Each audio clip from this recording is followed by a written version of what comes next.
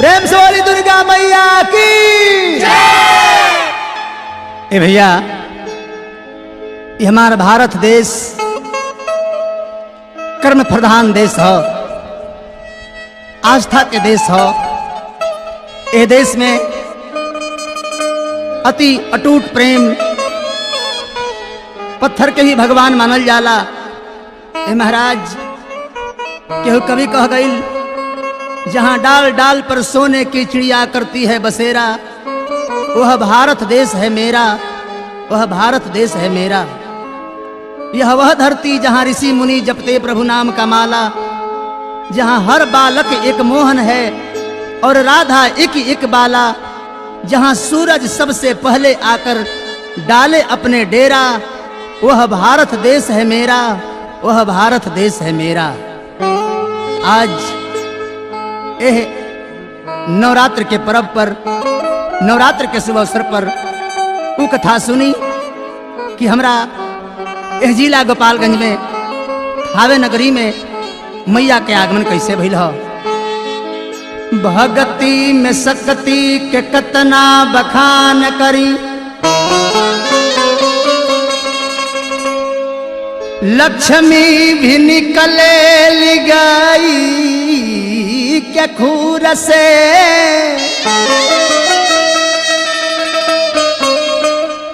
भगती में गीध एगो सीध पर सीध भइले, सीता जी के देख लिहल कय जोजन दूर से, सुनली कि भक्ति के देन में भी मीरा जी पी के बच गईली देखी महूर से। आर भगती के देन भइल त जिला रे गोपालगंज में, चावल निकालल गईल कतरा के झूर से।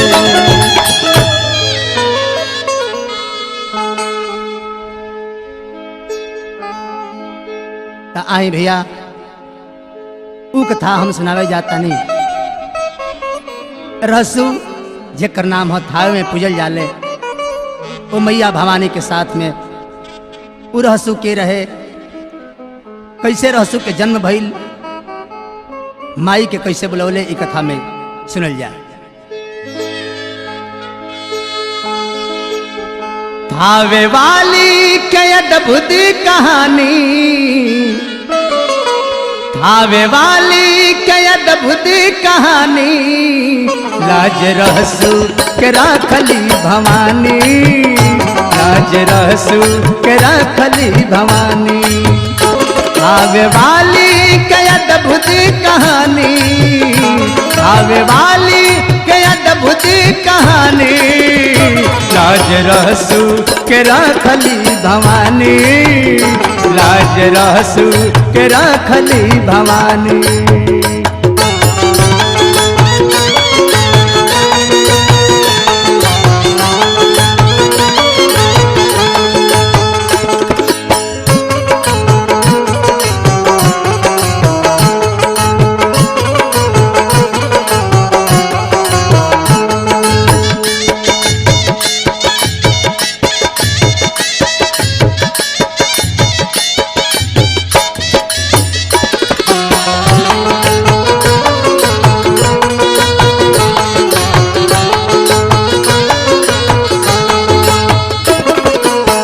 भक्त रहसु के माई नाम रहे मुनिया हो, जात के चमैन रहली जान सारी दुनिया हो।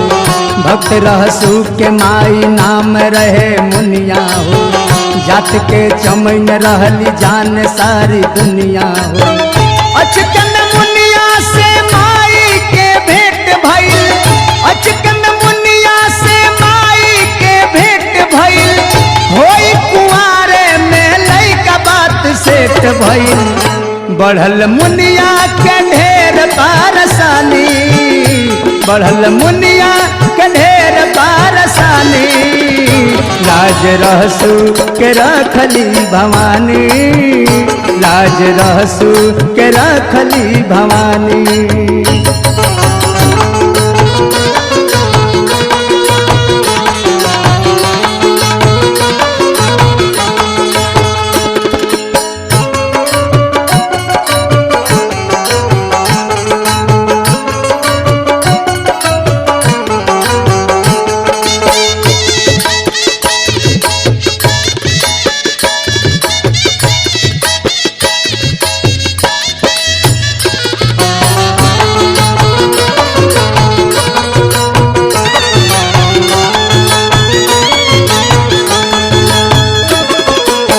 मुनिया के चिंता देखी कहली दुर्गा माई हो, जानी न समाज कोनो आँच नहीं आई हो। मुनिया के चिंता देखी कहली दुर्गा माई हो, जानी न समाज कोनो आँच नहीं आई हो।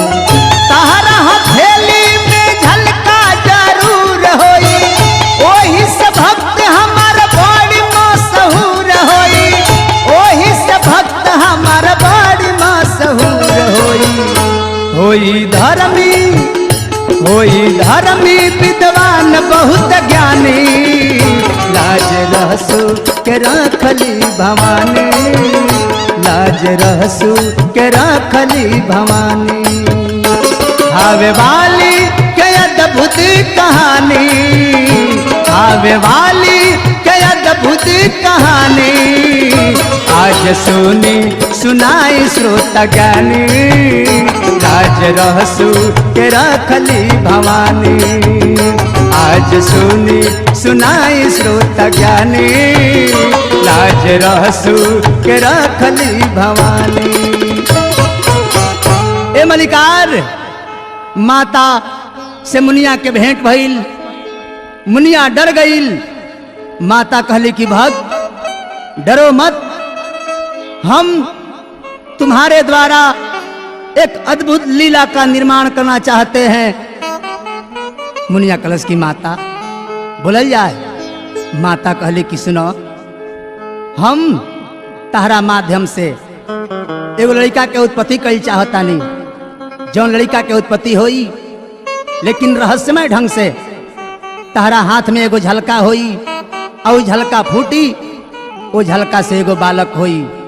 वैसे ही भइल, मुनिया के हाथ में एगो झलका भइल, आ झलका फूटल तो एगो बालक के उत्पत्ति भइल। रहस्यमय ढंग से उत्पत्ति भइल, वही के कारण नाम धराइल रहसु। और रहसु भक्त के माता अपना साथ में लेके कौरु कमक्षा चल गई हो। अब कौरु कमक्षा में सोहर भी होता, निछपरी भवानीपुर में भी सोहर होता। मुनिया निछपरी भवानीपुर में एगो कुटिया बना के रहे लगली। तनी सोहर देखल जाए कैसे होता। रतन भैया, कहावा में रहसु जन्म ले, तो कहावा सियान भइले हो। रहसु के जन्म कहाँ भइल, अब पालन पोषण कहाँ होता, तनी देखल जाए। कहावा में रहसु जन्म ले, तो कहावा सियान भइले हो।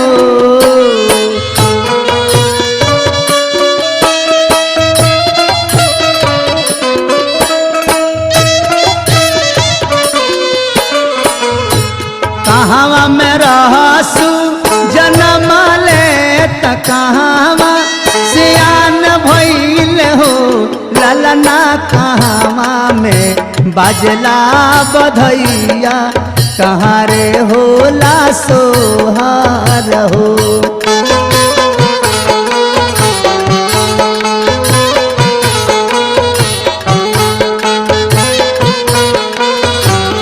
ये ललना कहावा में बाजे ला बधैया, कहाँ रे होला सोहार हो।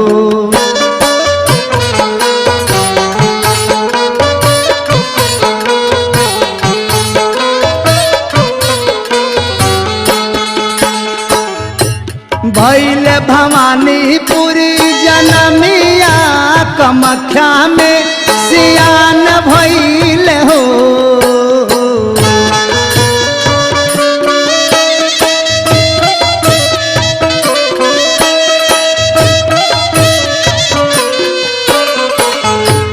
भैल भवानीपुर जनमिया कमक्षा में सियान भैल हो ललना कंवरू में बाजे ला बधैया महलिया उठे सोहार हो।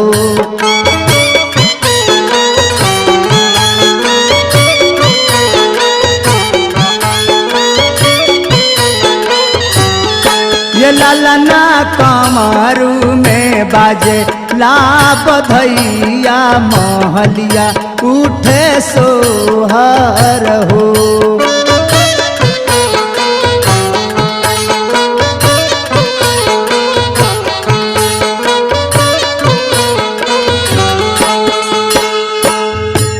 पानमा ऐसन बबुआ पातर चंदना जैसन गमकेल हो।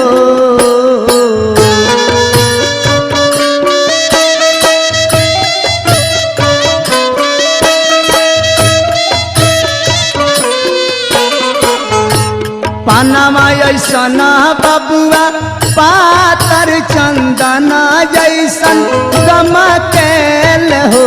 ललना मोर बबुआ प्राण के आधार नयन बीचे राखबी हो।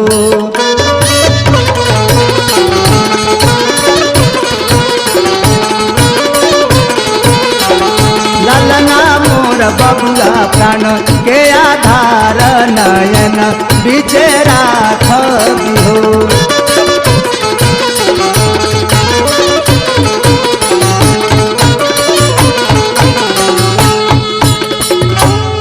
महाराज अब कामाख्या में माई के संगीर्द में रहसु सियान होखे लगले। धीरे धीरे दिन बीते लागल। ए महाराज जैसे जैसे समय बीतता रहसु सियान होता रहे। धीरे धीरे बीते लागल दिनवा।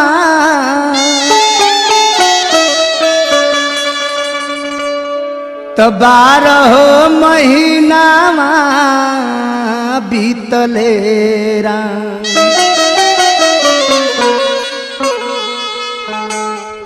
आर धीरे धीरे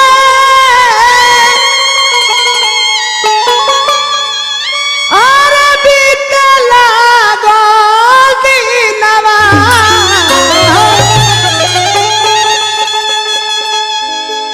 धीरे धीरे बीते लागल दिनवा। तो 12 महीनावा बीतले राम। आरे बीती गईले 12 बरिसवा। बीती गईले 12 बरिसवा। तो रहसु सियान भइल ये राम।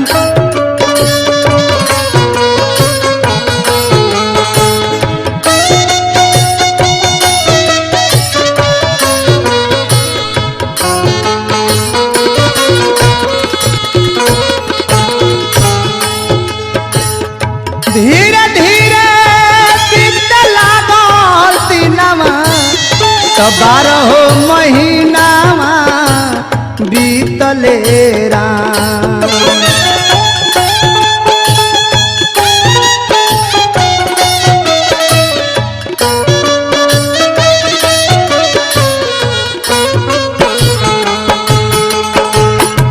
बीती गईले 12 बरिसवा।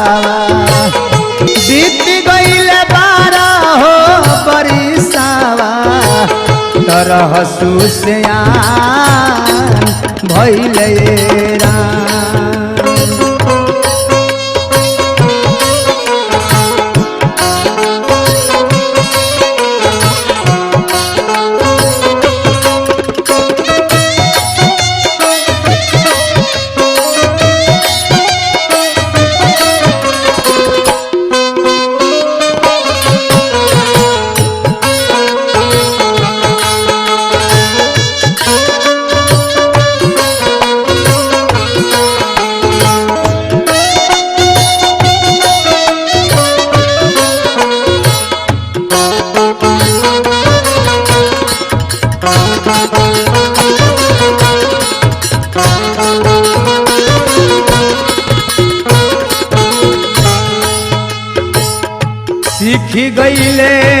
मैया जी से भगती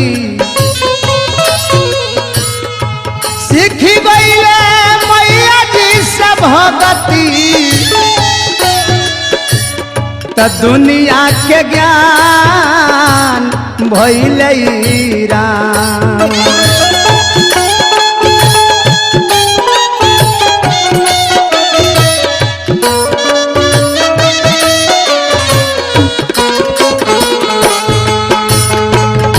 सीखी गईले भगती सीखी गईले भगती सीखी गईले मैया जी से भगती त दुनिया के ज्ञान भइले राम। कहाँ बाड़े मोर माई बाप कहाँ बाड़े मोर माई बाप तो मैया जी से पाता पहिले राम। कहाँ बाड़े मोर माई बाप मैया जी से पाता मैया जी से पाता मैया जी से पाता पहिले राम।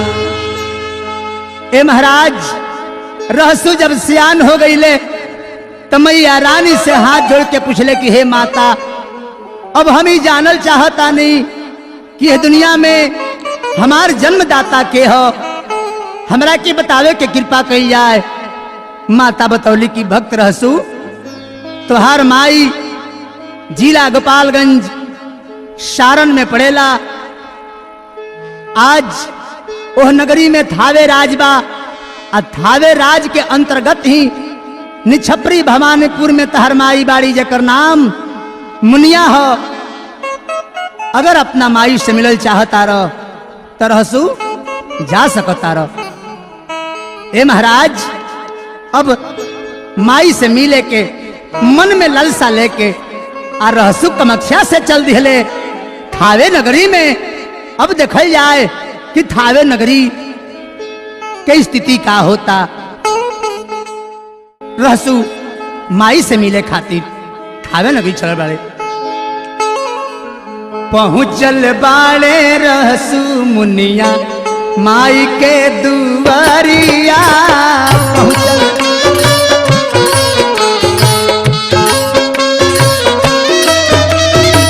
पहुँचल बाड़े रहसु मुनिया माई के दुआरिया।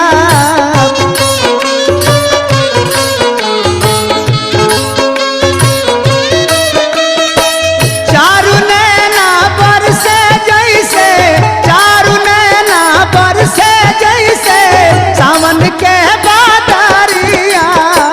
पहुँचल बाड़े रहसु मुनिया माई के दुआरिया।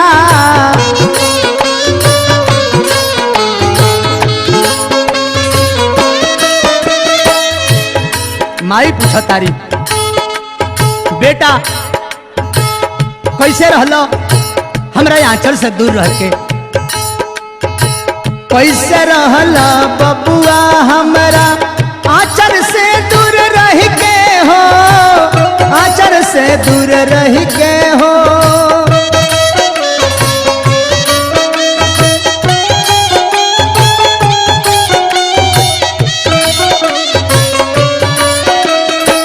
तोहरे खातिर जियत बानी कतना दुखवा सही के हो कतना दुखवा सही के हो।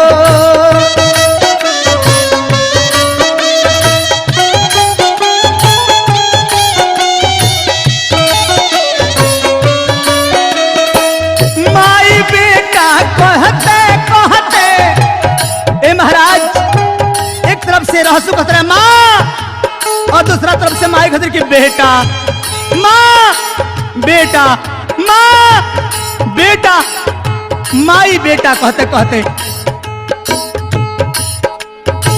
माई बेटा कहते कहते धरली हले कमारिया। पहुँचल बाड़े रहसु मुनिया माई के दुआरिया।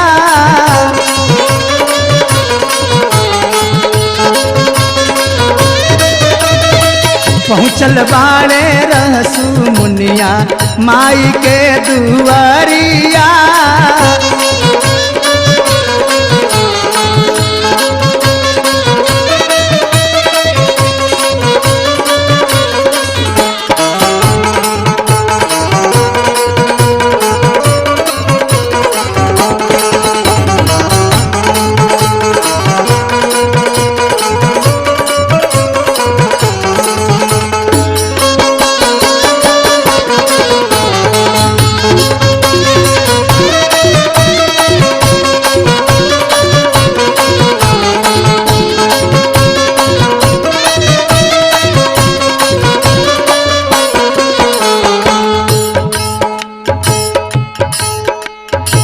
कामाख्या में पालन पोषण कैली सब जग जननी हो, कैली सब जग जननी हो।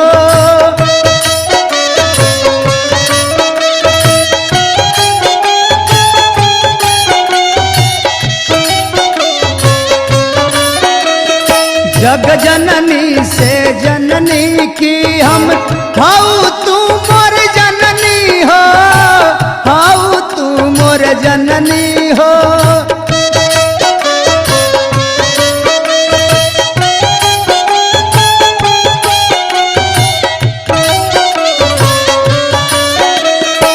व्याकुल मनवा मिले खातिर, व्याकुल मनवा मिले खातिर भैली हनी डाकारिया। पहुँचल बाड़े रहसु मुनिया माई के दुआरिया। पहुँचल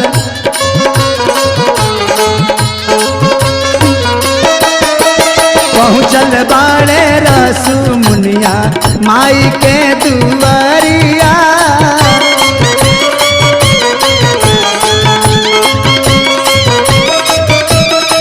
पहुँचल बाड़े रहसु मुनिया माई के दुआरिया।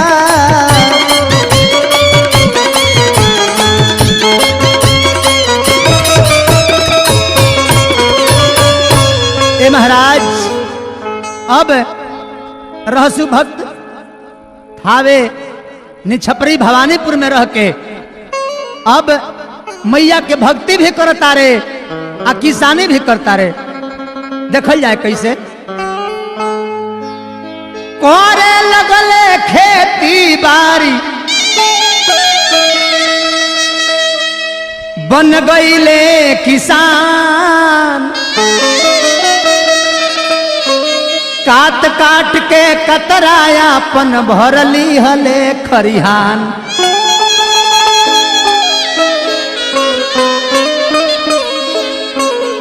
साथे साथे करे लगले मैया जी के भक्ति। मिलल कामाख्या वाली से उनका साचे अद्भुत शक्ति।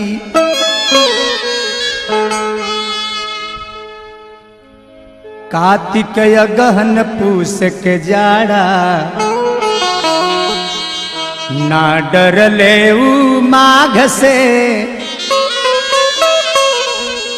मैया के ऐसन कृपा भइल की दंवरी करवले बाघ से। ए महाराज रहसु भक्त कतरा काटस, काट के खरिहान में जमा करस। रात्रि के समय में 7 गो बाघ आवे, 7 गो बाघ के एके में जोड़ देस। कैसे? तो सांप के रसरी बना के 7 गो बाघ मिल के वो कतरा के ही दावस। आ कतरा में से बड़ी ही सुंदर सुगंधित चावल निकले। ए महाराज देखल जाए का होता। 7 गो बाघ लो प्रगट होके ए भैया अपने आप से बघवन के गल जोरी तो बनावत रहले सांप से। सांप के रस्सी बना के बाघ के गला में बांध के आ कतरा के दौरी होके ए महाराज और ही देखल जाए का होता। मैया जी के सकती से टल जाला सब खतरा हो, दावे लगले रहसु भक्त जी रात रात भर कतरा हो। जस जस बीते रात गरीबी दीन गईल सब बाउर हो,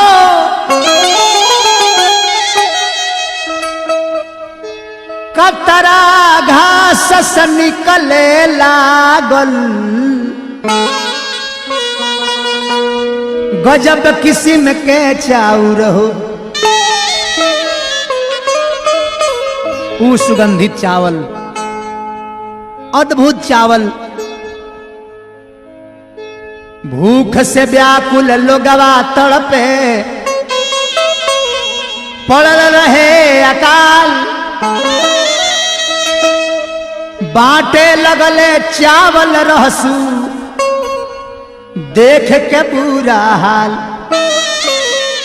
ए महाराज वही थावे नगरी में, थावे के राज में अकाल पड़ गईल, कहीं अन्न नहीं खे मिलत, भूख से लोग व्याकुल बा, तड़प रहल बा।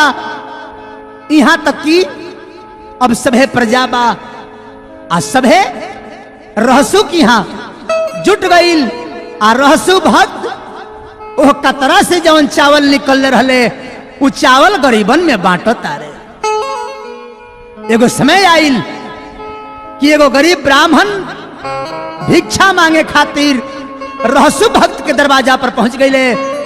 कहे कि जजमान कुछ भिक्षा दिया जाए, इस भूखे ब्राह्मण को कुछ भिक्षा दिया जाए।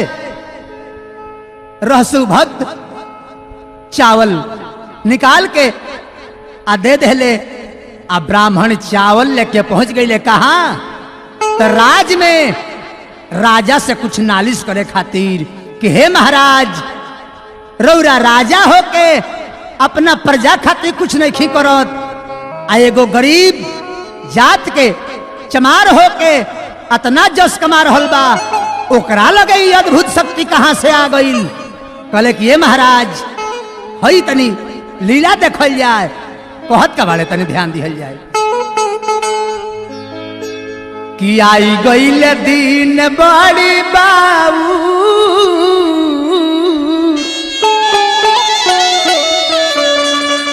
साचे कहतानी राजा जी।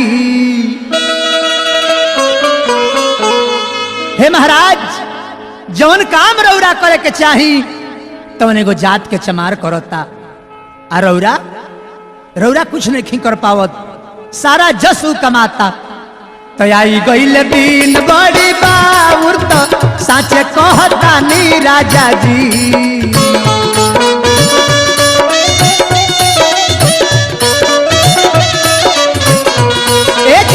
आई गईल दिन बड़ी बाउर, तो साचे कहतानी राजा जी। रसु बाटो तारे सबका के चाउर, बनेले बड़का दानी राजा जी।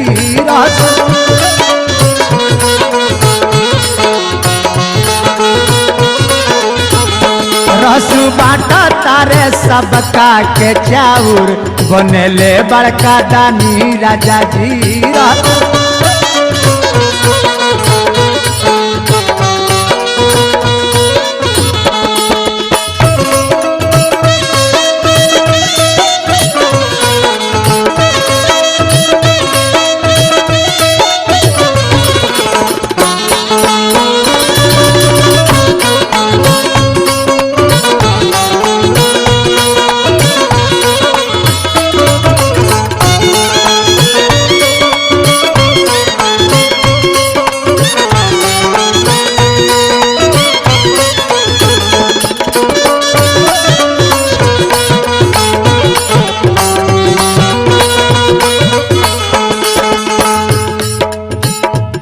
कहता रे ब्राह्मण की हे महाराज कतही अन्न पानी नहीं खे मिलत, और रहसु की शक्ति कहां से, रहसु के उतना धन कहां से कि गरीबन में चावल बांटता रे। मिले नहीं अन्न पानी कतहू जवार में, रहसु के घरे लोग लागल बा कतार में।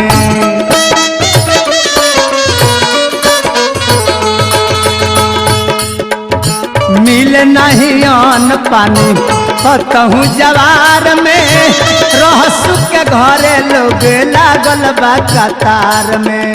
कहां से पवले ऐसन चाउर भेद रौरा जानी राजा जी, कहां से पवले ऐसन चाउर भेद रौरा जानी राजा जी।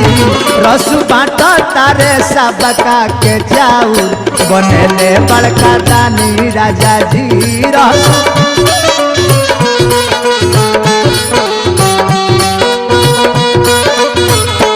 रसु बाटा तारे सबका के चाउर बनेले बड़का दानी राजा जी। रसु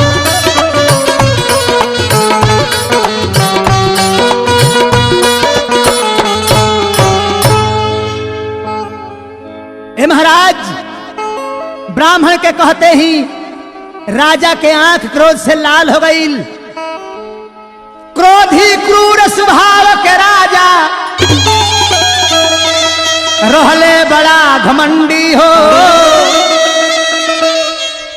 रोही ना अभिमान माथ पर सवार हो गई चंडी हो। विनाश काले विपरीत बुद्धि, जब नाश मनुष्य पर छाता है पहले विवेक मर जाता है। अब राजा के नाश के घड़ी नजदीक आ गई भाई महाराज, मति खराब होके लागल। जब संत अपन भक्ति दिखावे तब ही जा बरियारी ना स्वेच्छा पूर्वक स्वीकार करे के चाही, लेकिन बरियार लोग वही जा बरियारी दिखावेला। लेकिन ये महाराज हमनी के प्रमाण मिलल बा, कभी भी सत्य के विजय होला और सत्य के हार होला। तनी देखल जाए राजा घमंड से कहत का बाड़े। कहले राजा ये मंत्री तुम गुप्तचर को भेजवाओ, कहां से आता है यह चावल जल्दी पता लगाओ। अब राजा के कहला से मंत्री गुप्तचर लोग के भेजा तारे रात्रि के समय में कितनी पता लगावलो कि एगो जात के हरिजन आखिर चावल ले आवत कहां से बा। वाह वाह वाह वाह हे महाराज, लेकिन माता रानी चाहिए तो का ना हुई।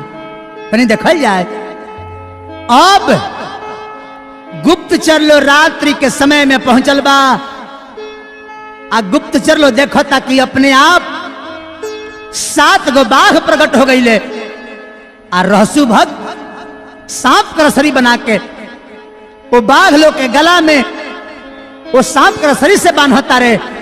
अब 7 गो बाघ जब देखल लो तब भय के मारे व्याकुल हो गई लो। बोलो कि यार अरे भाग रे भाग। जब देखले 7 गो बाघ तब कहले यारवा भाग। जब देखले 7 गो बाघ तब कहले यारवा भाग। तो यार जल्दी भाग, भागो तालो आ तरह ऊपर ये एक पर एक गिरता लो कि जब देखले 7 गो बाघ तब कहले यारवा भाग। जब देखले 7 गो बाघ तब कहले यारवा भाग। तो गिरो चालो धाबा धब धाबा धब धाबा धब, गिरो चालो धाबा धब धाबा धब धाबा धब। तो देख के थर थर लगले कांपे, लगले हुफुर हाफे। देख के थर थर लगले तो लगले हुफुर हाफे। आगे डेग नहीं बढ़े धाबा धब धाबा धब, आगे डेग नहीं बढ़े धाबा धप धाबा धप। हे महाराज अब भागत परात गिरत राजा के दरबार में पहुंचल वालो। महाराज की दुहाई हो, महाराज की दुहाई हो, आज मैंने जो देखा वो कभी नहीं देखा महाराज। राजा कहले कि का देखले बाड़ो लोग, का देखले बाड़ो लोग? तो कहता लो का आर रौरे नगरिया में अरे गाँव के बहरिया में अरे देखनी हो मलीला अपार सुनिए राजा जी।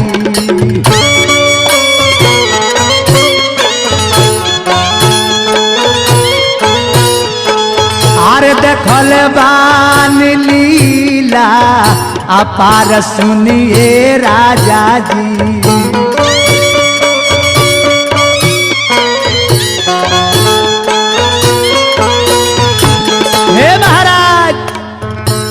कातरा के काटी काटी बानी के लियावे आटी।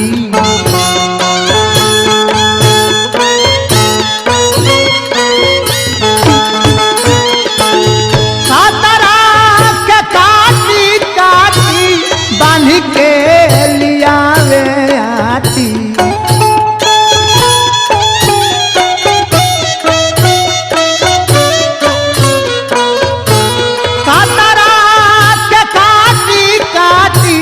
बांधी के लियावे आटी भगवान से दावरी कराए सुनी राजा जी।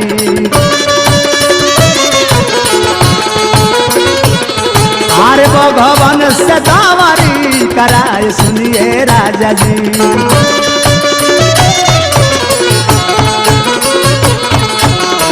राजा कहे कि का बुलवाया जाए,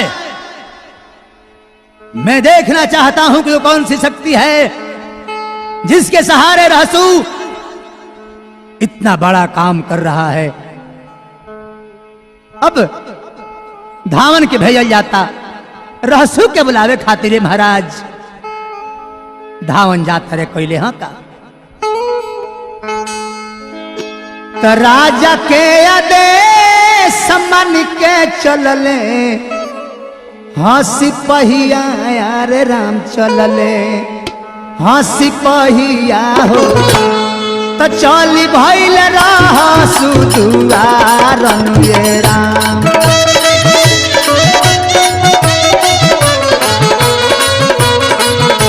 कि राम हो चली भइल रह सुदुआरन ये राम।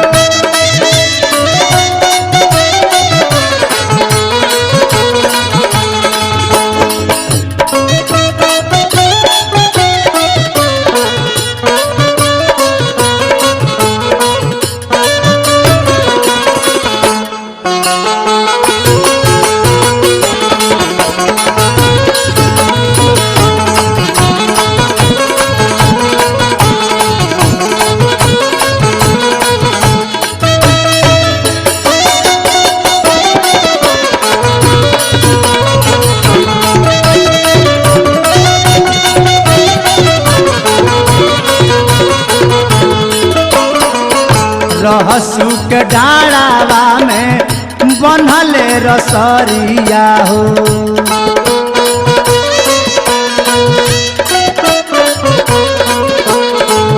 रहसू के डाढ़ावा में बनले रसरिया हो।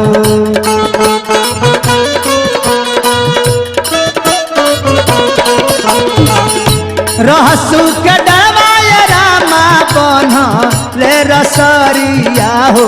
बनले रसरिया हो लेके चलल राजा के दरबार ये राम।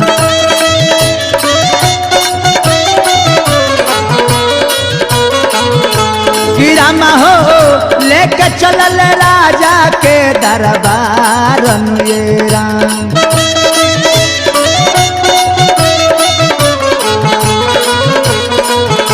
कि रामा हो लेके चलल राजा के दरबार ये राम। रामा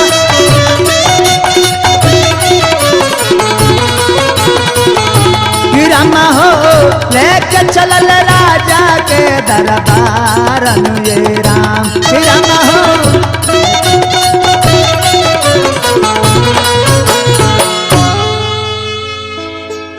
राजा के दरबार में रहसु को हाजिर किया गया। राजा सामने बैठकर और रहसु से सवाल करने लगे, अरे रहसु, मैं ये जो सुन रहा हूं क्या ये सच है? तुम कतरा को काटकर और बाग से दौरी करते हो और उससे चावल निकलता है। रहसु कहले कि जी हजूर, इस सारा बात सच बा। राजा कहले कि तब ये सब कैसे होता? रहसु कहले कि हे महाराज, ये सब माता रानी की कृपा हो। लेकिन माता रानी की कृपा कैसन बाड़ी माई, हम देखल चाहता नहीं। राजा कहले कि ए रहसु, सुन रे ढोंगी पखंडी, नजर बंद जादूगर। अरे पखंडी, मैं देखना चाहता हूं वो कैसी है और उनका कृपा कैसा है, उनकी शक्ति कैसी है, क्या मुझे दिखा सकते हो? रहसु कहले कि हाँ राजा, दिखा तो सकता नहीं, लेकिन यह दुनिया में जे एक बार माता रानी के देखी वो जीवित ना रह पाई। लेकिन क्या मुझे भरमाने लगा, डराने लगा? मैं देखना चाहता हूं। सुन रे ढोंगी पखंडी, नजर बंद जादूगर, अपना दमरी के भेदावा बता दे हमरा से।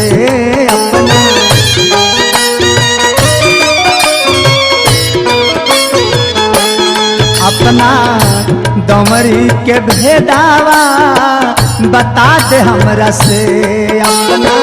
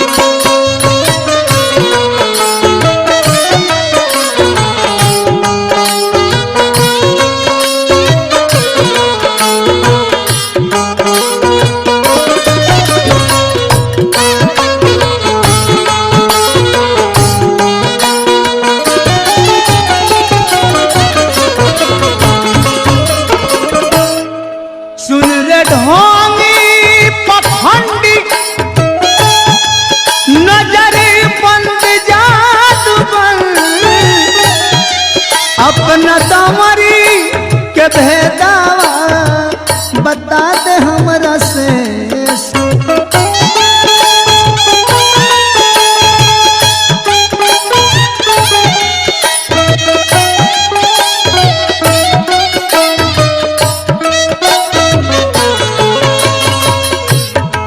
कतरा काटी के चावल से भरल बाड़े घर।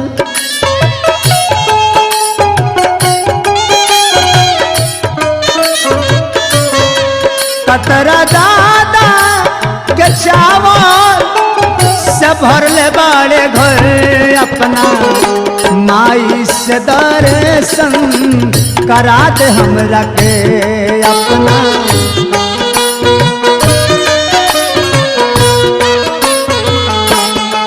अपना माई से दर्शन करा दे हमरा के अपना।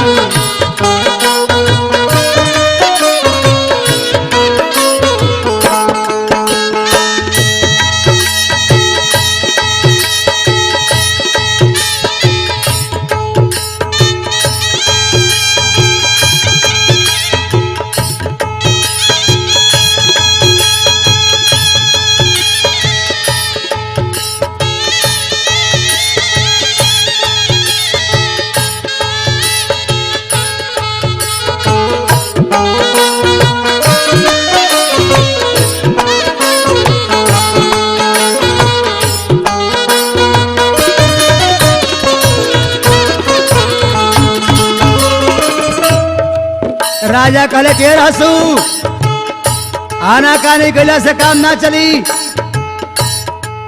तहरा दमरी के भेदवा बतावे के परी अपना माई से दर्शन करावे के परी।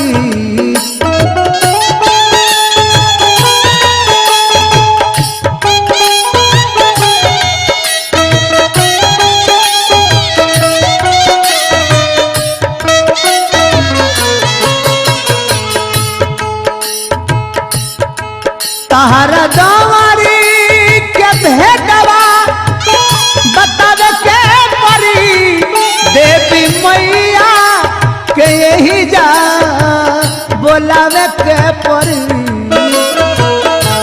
आज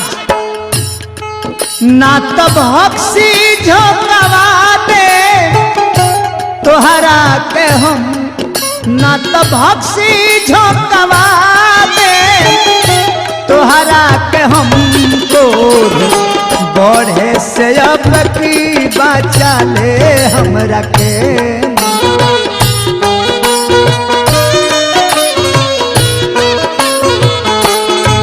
ना तो भक्सी झोंकवा दे तोहरा के हम क्रोध बढ़े से अब की बचा ले हमरा के।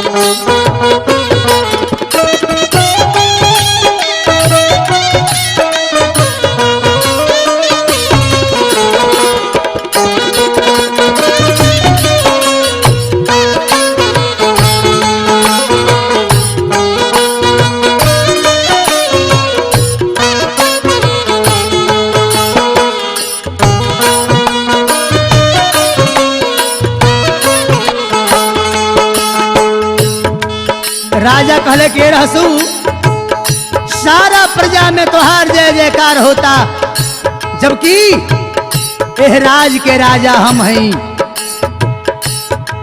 सगरी प्रजा में तोहरा जय जयकार होता, तोहरा सोझा हमर इज्जत तारे तार होता।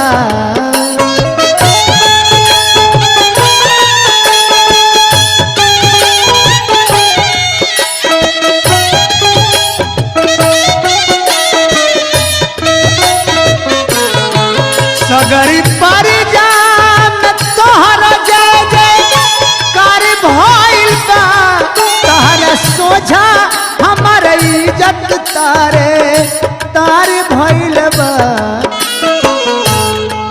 लिखे साचे साच बात हरि परमेश्वर, लिखे साचे साच बात हरि परमेश्वर। माई इज्जत बचा ला अपना रहस सेवक के माई।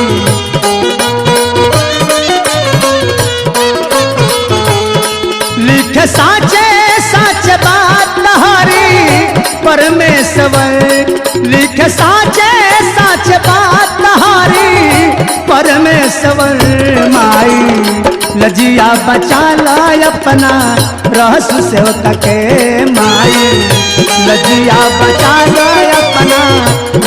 से कटे नाई, लजिया बचा लो अपना रस से कटे। भक्त रसु कहले कि हे महाराज, ई राउर जिद अच्छा नहीं खे। माता रानी के जो देखेला ओकर जीवन नाश हो जाला। राजा मनन सिंह कहले कि रसो, बेकार की बातें नहीं सुनना चाहता, मैं जो कह रहा हूं वो करो। क्या? देखावे के परी हो,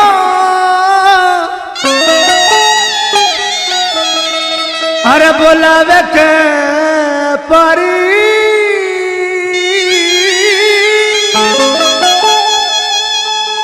अरे देखावे के परी हो,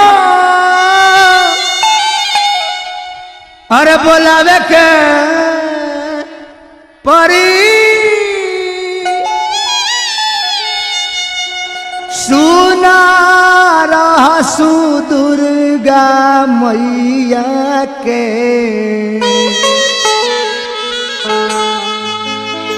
सुना रहसु दुर्गा मैया के, बुलावे के परी। सुना रहसु दुर्गा मैया के, बुलावे के परी। सुना रहसु दुर्गा मैया के, बुलावे के परी।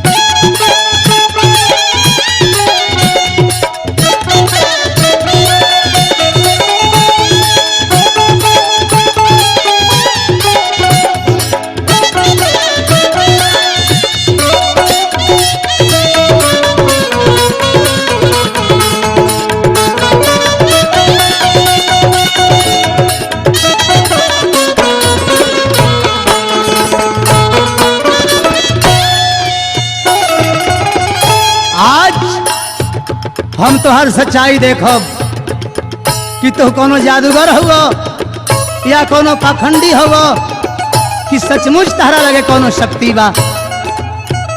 देखो तोहरो सच्चाई कैसन बाड़ी दुर्गा माई। देखो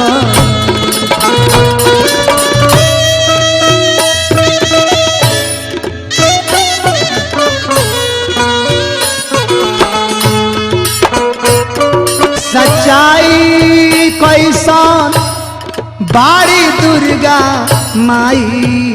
देखो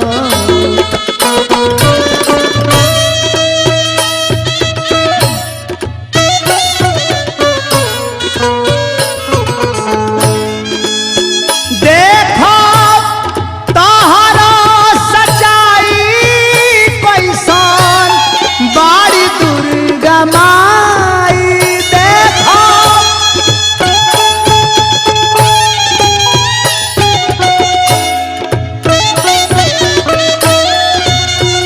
देखो तोहरा सच्चाई कैसन बड़ी दुर्गा माई। आज साचे साचे बतिया,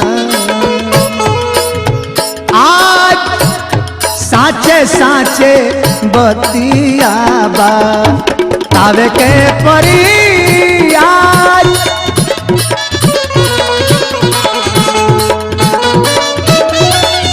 आज साच साच बतिया बतावे के परी। आज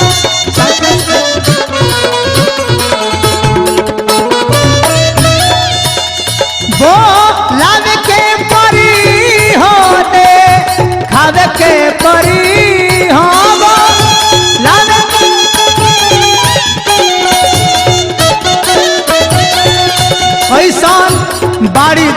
दुर्गा मैया आज दे आवे के परी कैसा बड़ी दुर्गा मैया आज दे आवे के परी।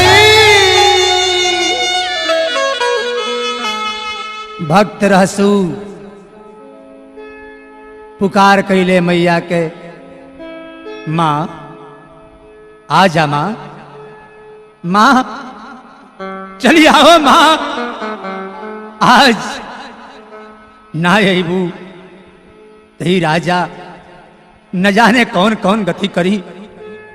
चली आओ माँ, आजा मैया आजा, आजा मैया आजा। माँ अब देर मत कर माँ, आजा मैया आजा, आजा मैया आजा,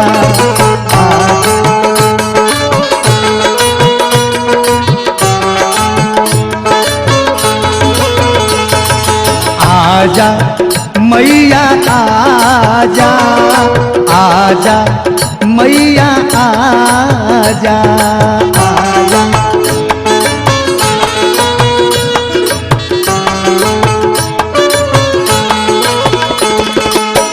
राजा मनन सिंह जिद बाड़ ठनले, राजा मनन सिंह जिद बाड़ ठनले, आके दरस देखा जा, आजा आजा मैया आजा, आजा मैया आजा, आजा।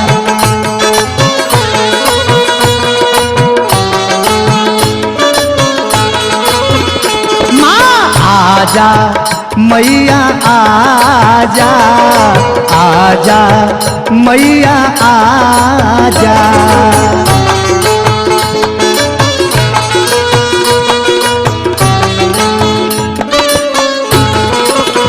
माँ तोहर पुकार श्याम बिहारी जी के आज बा, शर्मा मनोजव के तोहरे पर नाजबा।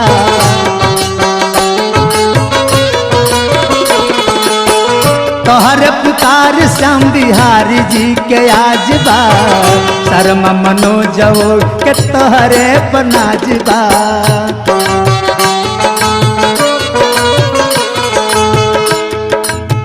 हरिशंकर जी करेले कर जोरी, हरिशंकर जी करेले कर जोरी, आके गले से लगा जा, आजा आजा मैया आजा, आजा मैया आजा, आजा।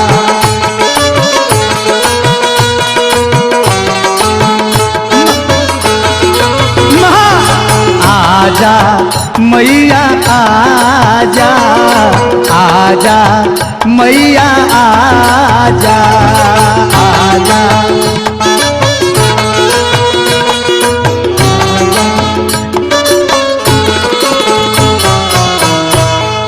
ए महाराज रहसु पुकार करता रे मैया के, रोवता रे मैया थोड़ा देर खातिर परीक्षा लेता रही कि देखल जाए का हमार भक्त के आशा विश्वास कैसन बा।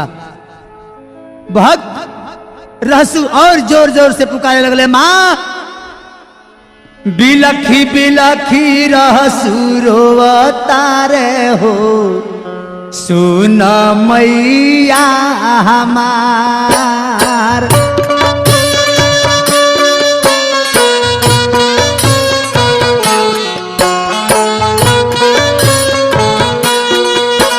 अरे बिलखी बिलखी रहसु रोवता रे हो, सुन मैया हमार।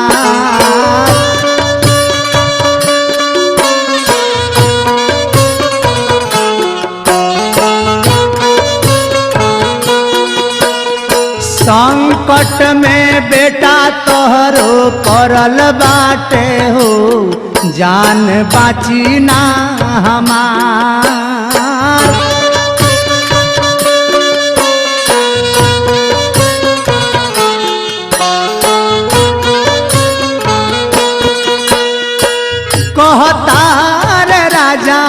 अपना माई के बोलावो, महिमा बखान नाही हमके देखावो।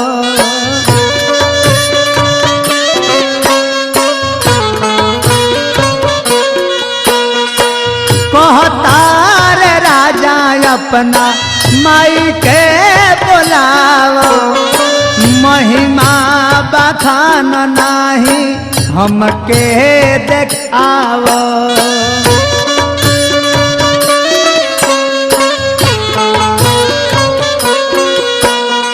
मानत नहीं खन बात जिद करतारे हो, नाही सुने ले गुहार।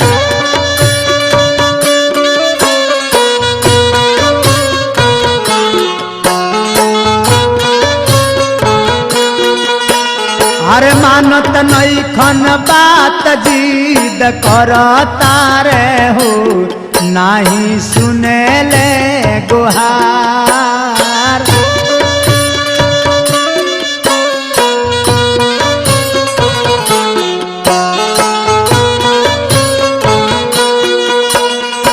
नहीं आई बुमाई हमार बची नाही लाज हो, भगती के झूठ मानी सकल समाज हो।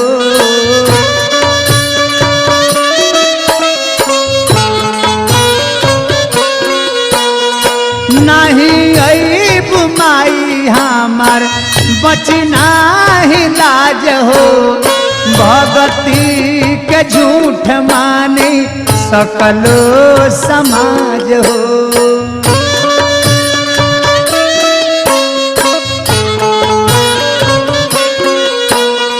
नगरी के लोग सब हंसतारे हो, हंसे सारा संसार।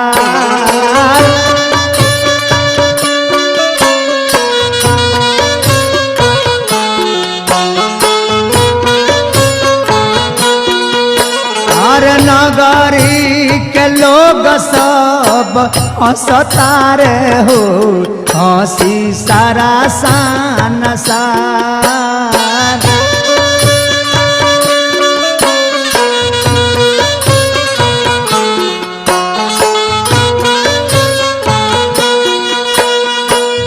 यह कहानी के राइटर हरिशंकर हरि जी, प्रेमी प्रेमेश्वर जी।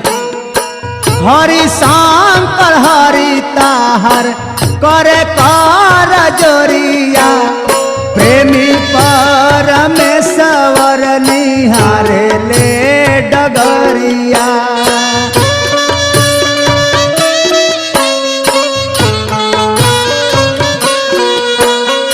हरि शंकर हरि ताहर करे कर जोरिया, प्रेमी परमेश्वर निहारे ले डगरिया।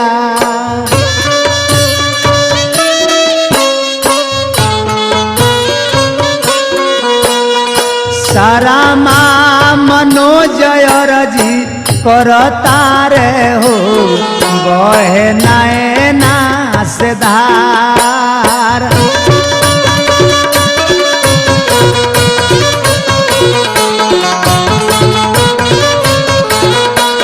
हार सारा मनोजय रजी करतारे हो, नैया फसल माझधार। सारा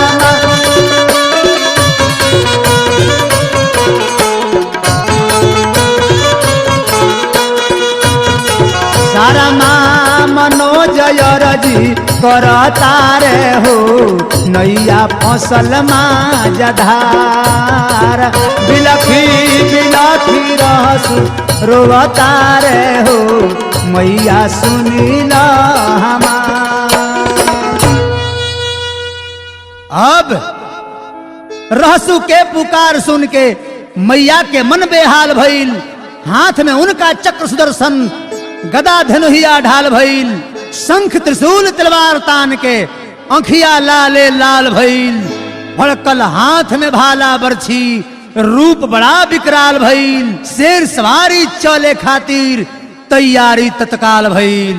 मनले नाही बात मनन सिंह, उनका खातिर काल भइल।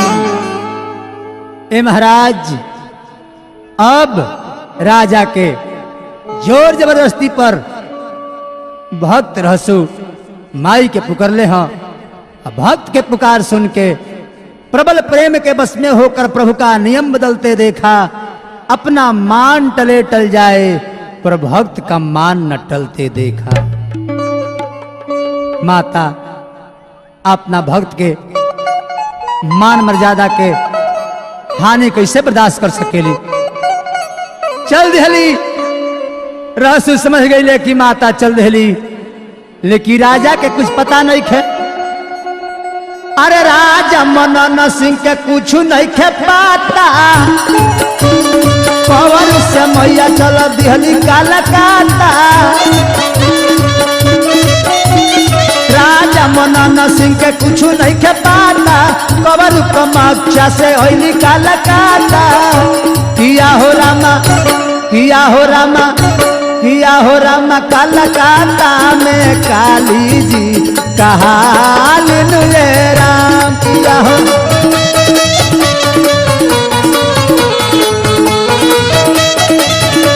किया हो रामा कलकत्ता में काली जी कहाल राम।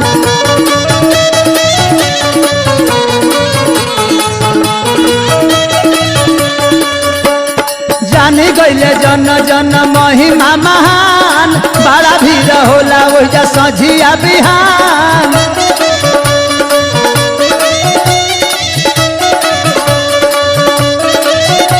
अरे जानी गईले जन जन महिमा महान। बड़ा भीड़ होला वही सझिया बिहान। किया हो रामा, किया हो रामा, किया हो रामा दर से केहू लवटे नाही खाली राम।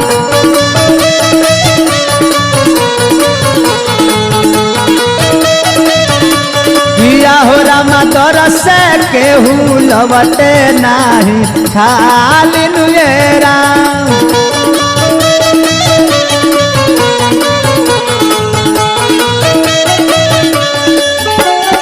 कलकत्ता से माई जब पटना में आईली।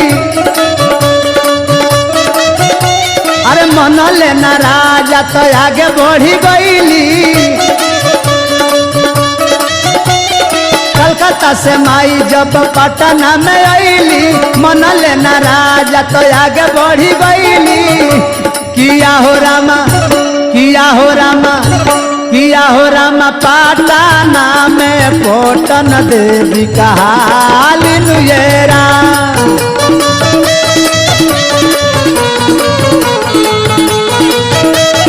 हाँ, किया हो रामा पाटना में पोटन देवी कहाली राम।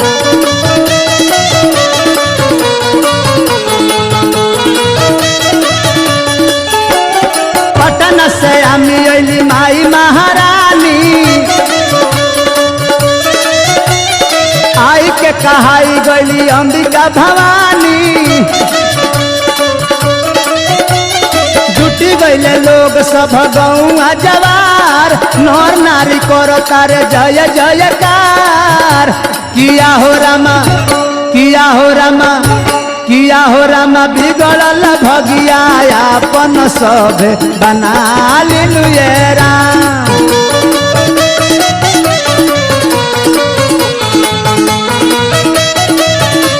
किया हो रामा बिगड़ल भगिया अपन सब बना लिलु राम।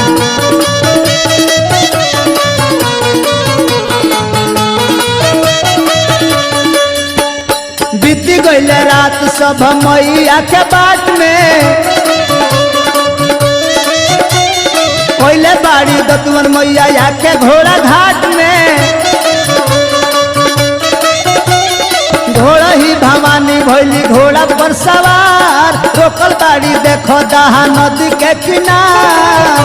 किया हो रामा, किया हो रामा, किया हो रामा राम सकती रूप में श्रद्धा से उजालिनु ये राम।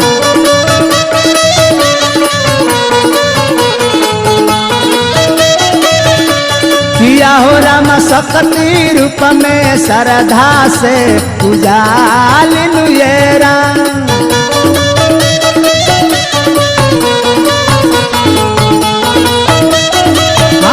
किया हो राम सकती रूप में श्रद्धा से उजालिनु ये राम। किया हो राम सकती रूप में श्रद्धा से उजालिनु ये राम। ए महाराज, कौरु कामाख्या से कलकत्ता, कलकत्ता से पटना, पटना से आमी आके अंबिका भवानी कहली। भक्त रसु कहले कि राजा अभी से ही मान जाई। राजा ना मन ले कहले कि रसु दिखावे के पड़ी। माता घोड़ा घाट में अली तब रहसु कहले कि महाराज अभी देवी घोड़ा घाट में बाड़ी, कहती तो लौटा देती। लेकिन जिद्दी राजा मदन सिंह कहले कि ना रहसु ना, दिखावे के पड़ी। मैया के जब सुमिरन कैले देखो हाहाकार भई, उठल हवा के झोंका ये भैया, देखो जय जयकार भई। ढहे लागल सब किला सगरी, राजपाट सब नाश भई। मस्तक फारी के कंगना देखारे दिहली, राजा जी के प्राण गईल।